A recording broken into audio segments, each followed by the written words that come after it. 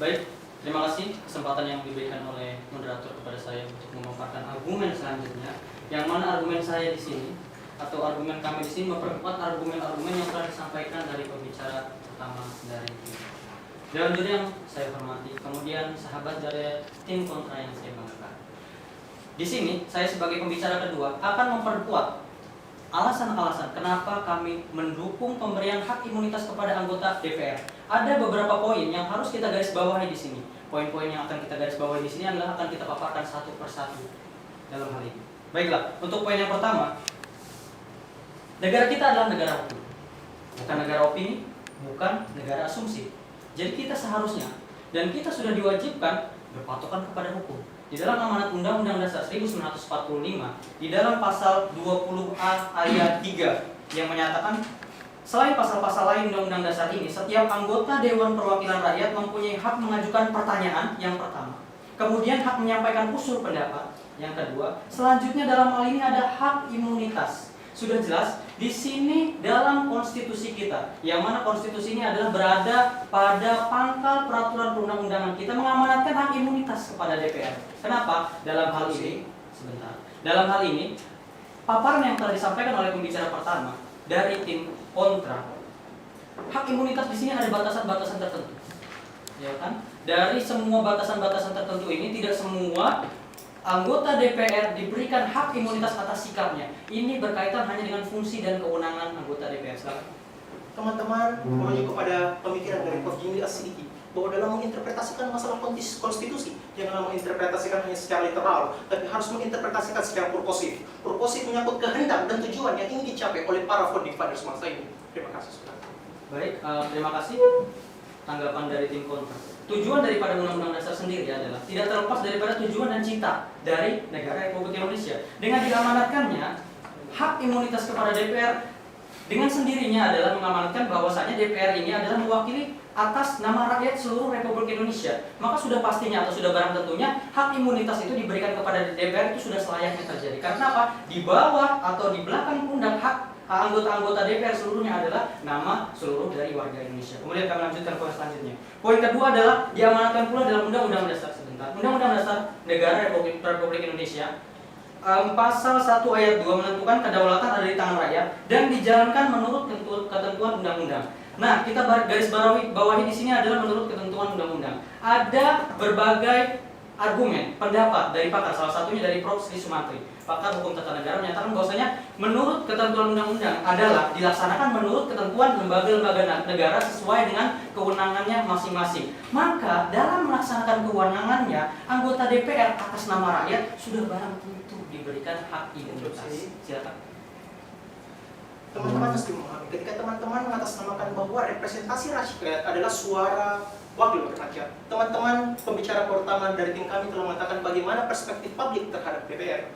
Yang saya ingin sampaikan di sini, janganlah teman-teman terjebak dalam satu interpretasi literal semata, tapi bagaimana bukti konkret yang nyata bahwa hak imunitas ini betul-betul dilaksanakan sesuai dengan cita-cita yang dikehendaki. Bukti konkret apa dan keberhasilan apa yang telah dilakukan Dewan Perwakilan Rakyat terhadap hal itu. Terima kasih. Baik, terima kasih saudara tim kontra.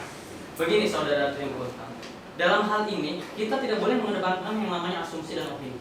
Oke?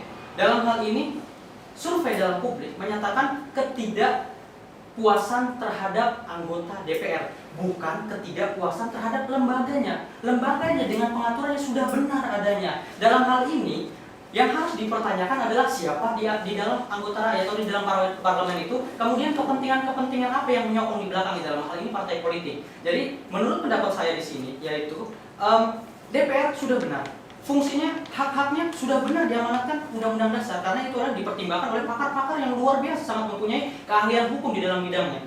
Baik, untuk tanggapannya dari tim kontra saya selesaikan tadi. Kemudian untuk poin selanjutnya adalah di dalam undang-undang yang lebih spesialis daripada Undang-Undang Dasar 1945, Undang-Undang Dasar MD 3 mengatakan bahwasanya anggota DPR, Undang-Undang MD 3 pasal 224 ayat 1 menyatakan bahwasanya anggota DPR tidak dapat dituntut di pengadilan karena pernyataan pertanyaan dan atau pendapat yang dikemukakan baik secara lisan maupun tertulis di dalam rapat DPR ataupun di luar rapat DPR berkaitan dengan fungsi serta wewenang dan tugasnya. Diamanatkan pula dalam hal ini dalam lex spesialisnya sudah diamanatkan hak imunitas pula kepada anggota DPR. Jadi ini adalah penguatan regulasi terhadap regulasi yang saya sampaikan di poin pertama dan kedua. Kemudian selanjutnya kita lihat daripada fungsi DPR tersebut. Ada fungsi legislasi, budgeting, kemudian pengawasan. Di sini yang harus kita garis bawahi, fungsi pengawasan ini mempunyai tingkat kesulitan yang luar biasa, saudara kontra. Karena kenapa? Yang diawasi adalah lembaga-lembaga negara yang di sampingnya. Dalam hal ini setelah amandemen Undang-Undang Dasar keempat,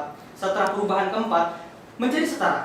Maka dari itu, sudah selayaknya diberikan hak imunitas. Karena kenapa? Agar tidak ada intervensi dari lembaga-lembaga yang berkaitan dengan DPR ini. Karena dalam hal ini pengawasan harus dilakukan, terutama terhadap program kerja pemerintah. Maka sudah barang tentu diberikan hak imunitas agar DPR mendapatkan perlindungan hukum dan tidak dilakukan intervensi dari lembaga-lembaga yang manapun. Kemudian poin selanjutnya, poin kelima adalah kita tidak memungkiri bahwasanya produk hukum Indonesia merupakan terlahir daripada negara Belanda yang telah menjajah kita. Maka daripada itu kita tidak memungkiri asas yang dianut Belanda, kemudian asas yang dianut Indonesia pula. Oke, dalam hal ini dikatakan bahwasanya privé legium, bahwasanya setiap orang tidak bisa diadili di pengadilan-pengadilan di satu tempat saja, tapi ada orang-orang tertentu yang diadili di pengadilan-pengadilan khusus. Ini adalah imunitas. Jadi asas juga mengakui bahwasanya imunitas diakui di dalam peraturan undang-undangan kita yang berlaku. Karena kenapa? Karena kita tidak memungkiri lahirnya atau acuan adopsi undang-undang kita yang berlaku adalah acuan daripada negara Eropa, dalam hal ini Belanda. Kemudian perlu saya tekankan sekali lagi bahwasanya pembatasan imunitas hanya pada fungsi kewenangannya. Di luar daripada itu proses dengan tanda kutip seizin dengan presiden sesuai dengan aturan Undang-Undang MD 3 yang telah dirubah berdasarkan judicial review. Oke, terima kasih.